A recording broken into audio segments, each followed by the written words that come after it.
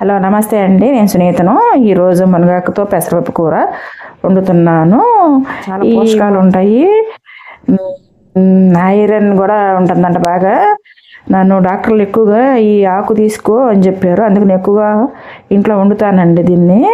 ఈ మునగాకుని ఇది మన బాడీలో యాంటీ ఆక్సిడెంట్గా పనిచేస్తుందంట. ఇది షుగర్ పేషెంట్లు, హార్ట్ పేషెంట్లకి, రక్తహీనత ఉన్న వాళ్ళకి కూడా చాలా బాగా పనిచేస్తుందంట ఈ ఆకు. అందువల్ల ఈ వాల్యూ గల ఆకు కదా మునగాకు, అందుకు నేను దీన్ని ఎక్కువగా వాడతాను. మీకు కూడా చేసి చూపిద్దామని. మంచి ఆరోగ్యకరమైన కూర అన్నమాట.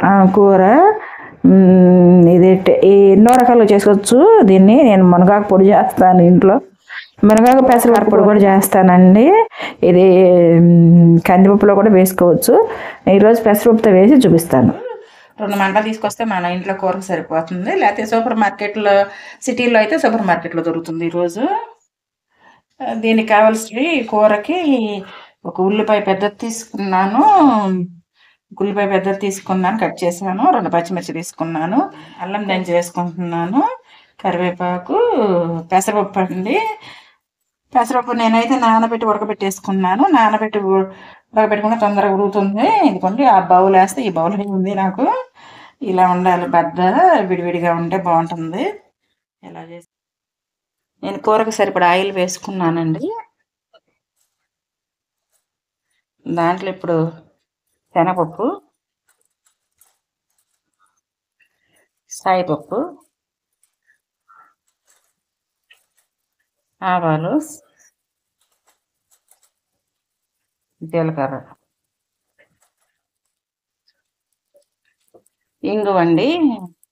ఇంగు వేసుకుంటే బాగుంటుంది కదా. కరివేపాకు,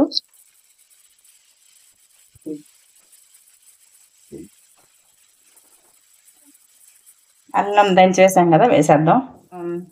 ఎండుమిర్చిని కూడా దీంట్లో కట్ చేసి పెట్టుకున్నాను, పచ్చిమిర్చి ఎండుమిర్చి కూడా వేసేద్దాం. ముందేస్తే మాడిపోతున్నాను, వేయను, కలర్ చేంజ్ అయిపోతుంది కదా మిర్చి.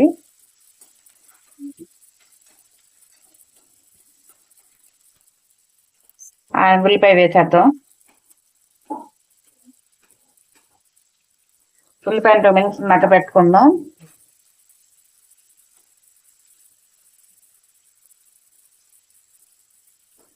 లిడ్ పెట్టేద్దాం. ఇలా మధ్యలో కర్రీ తిప్పుకుందాం.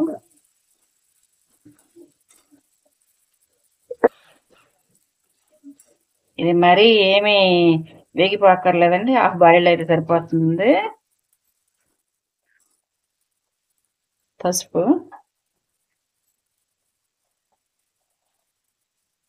కారం మీరు చూసుకుని వేసుకోండి. నేను చిన్న స్పూన్తో 2 స్పూన్లు వేసాను.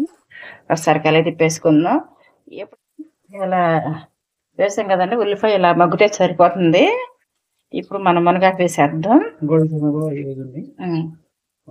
మునగాకు వేసేసుకుందాం. దీన్ని నేను 2-3 సార్లు కడిగి ఉప్పేసి కడిగండి వడేసాను. చాలా జాగ్రత్తగా కడుక్కోవాలి. ఇది ఏ ఆకుకూరైనా ఉప్పేసి కడుక్కుంటే చాలా మంచిదండి. ఇలా కలుపుకుంటా ఉండాలి. సిమ్లోనే పెట్టానండి నేను ఫ్లేము.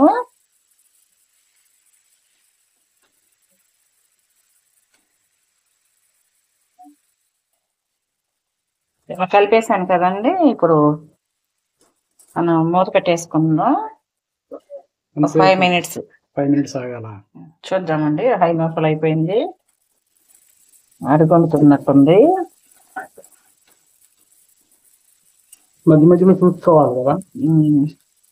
సాల్ట్ వేద్దాం. ఇప్పుడు రుచికి సరిపడా సాల్ట్ వేసుకోండి. అంటే పెసరపప్పు కూడా ఉంది కాబట్టి నేను కొంచెం ఎక్కువ వేస్తున్నాను. పెసరపప్పు కూడా సరిపడా.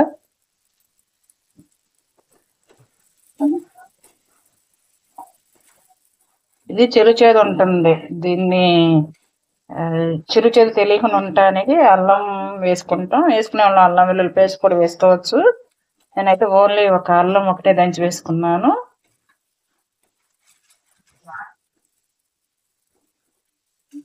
ఇలా 2 మినిట్స్ అట్టి పెట్టేసేసి పెసరపప్పు వేసేద్దాం. నేను పెసరపప్పు ఉడికేటప్పుడు నీళ్ళు వస్తాయి కదా, నీళ్లు వార్చేసుకున్నాను, పొడిపప్పు కింద చేసుకున్నాను. నీళ్ళు నుండి వేసుకున్నా బాగా ఉంటుంది. తీసి చూద్దామండి. ఉప్పు వేసాం కదా, తిప్పేసాం కదండి, ఇది ఎంత నీరు వచ్చి మగ్గినట్టుంది. ఇలా మగ్గిపోతుంది ఉప్పు వేయంగానే. దగ్గరకు వచ్చేసింది కదా, కొంచెం ఫ్లేమ్ పెంచుకుందాం.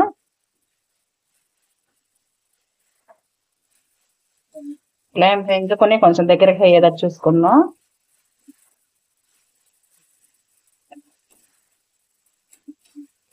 ముద్ద అయిపోయింది కదండి కూర.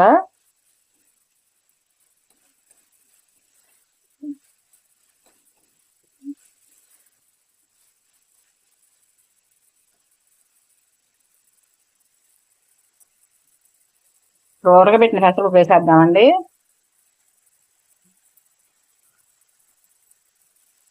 కొంచెం వాటర్ పోసుకున్నాం. ఏంటది, కొంచెం వాటర్ పోస్తున్నానండి.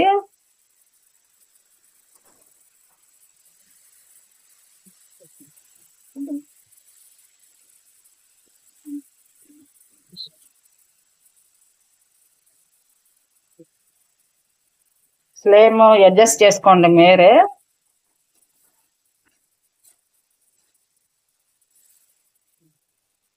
ఇలా ఈ నీళ్ళు ఎగిరిపోయేదా సిమ్లో పెట్టేసుకుని వదిలేద్దాం. 5 minutes లిడ్ పెట్టేస్తాను, మూత పెట్టేస్తాను.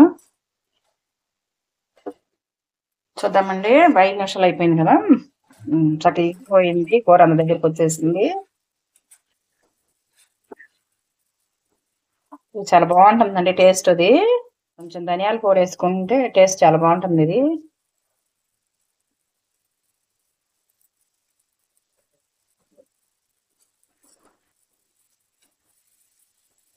వేస్తాను.